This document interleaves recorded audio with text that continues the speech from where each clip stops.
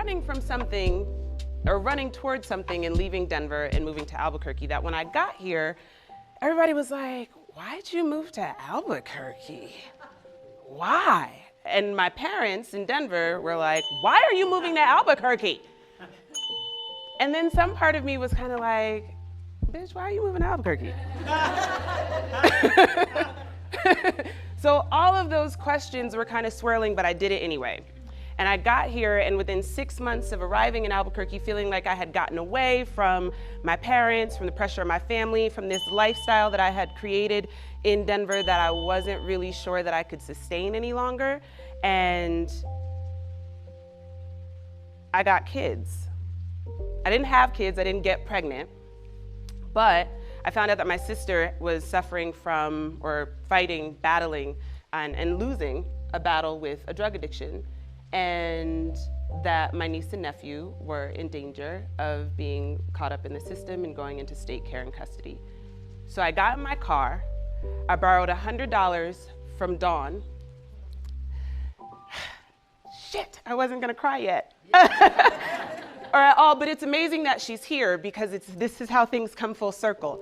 I didn't have any money. I was waiting tables at Jennifer James. I had this really tiny apartment up in Northeast, this little like duplex with a crazy neighbor named Barbara, who was a nudist, schizophrenic woman, who would stand in her window bare-breasted and smoke cigarettes and stare at me. Albuquerque, right? I was broke, and my sister was in jail, and my parents are not capable, and I, being the adult, you know, big little sister that I am, or little big sister, depending on which one of my siblings we're talking about, borrowed $100 from Dawn and got in the car and went and got the kids. And August 1st, 2015 kind of changed the trajectory of my life and everything that I thought I was going to do when I moved to Albuquerque. And it gave me clarity gradually over a series of really hilarious events of what it's like to be me as a parent now, Insta-family. A lot of unanswered questions. What are we gonna do about custody? How do you feed kids? What do they eat? What bathing schedule, bedtime, clothes, those shoes, I just bought them and they're like, what are we doing? Oh, behavioral issues at school, marginalization, the school to prison pipeline. How do I protect my niece from situations where she is then, you know, wrongfully accused of something just by proxy of her being the only Black girl in the class? How do I teach my nephew about manhood if I don't have a positive male role model who is active and participating in his life? What the hell was I thinking when I got in the car and went and got those babies? Well, I was thinking that no one else in the world was gonna think about them like I would. And I couldn't sleep at night thinking that the weight and responsibility of their whole identities would be in the hands of a very, perhaps, kind, loving stranger, foster care parent. By the time I finished the kinship guardianship process to become full guardian of Alea and Corday, it took, first of all, the process took, I don't know, I would say like 9 months after waiting 6 months. So it was like a year-long haul, right?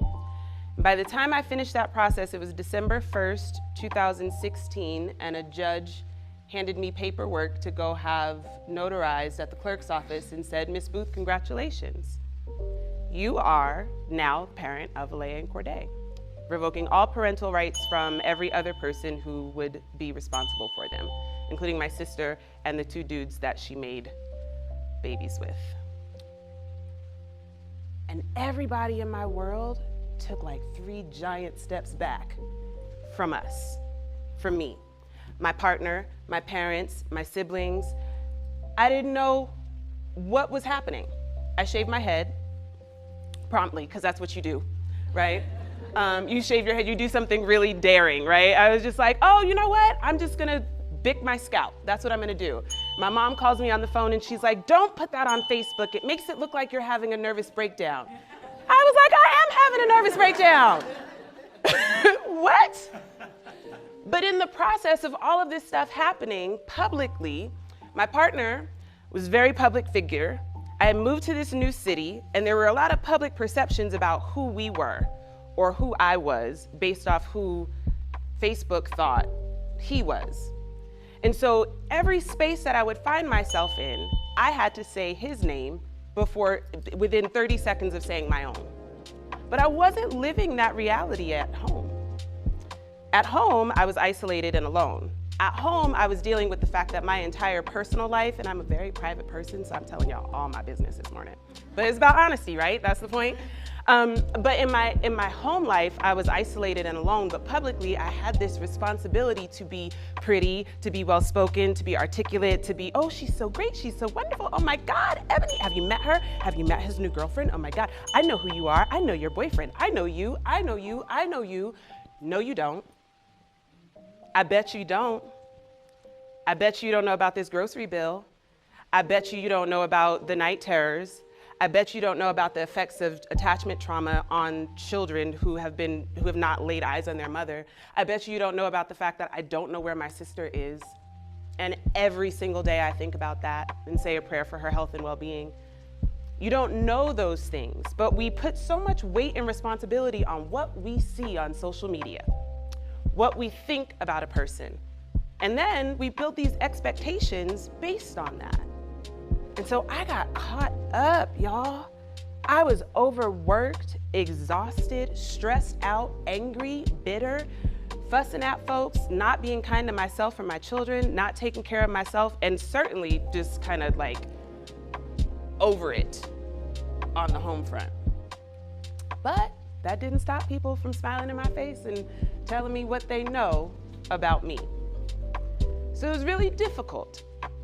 And finally, I got to a place where I decided, now if I picked up my life and left Denver and put all my stuff in a U-Haul and drove to Albuquerque to chase this man and this dream of being an artist or a published author, I can go back to that.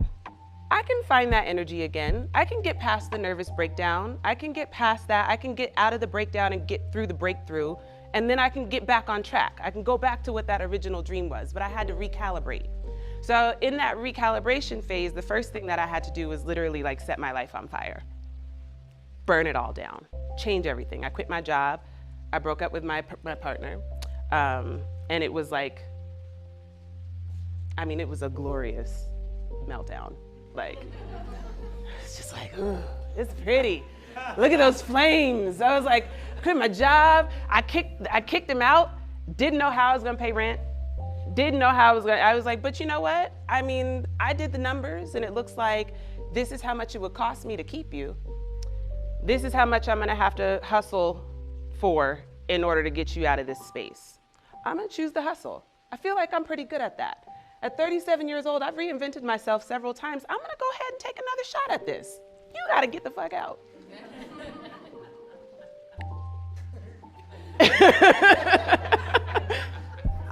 That's my amen corner.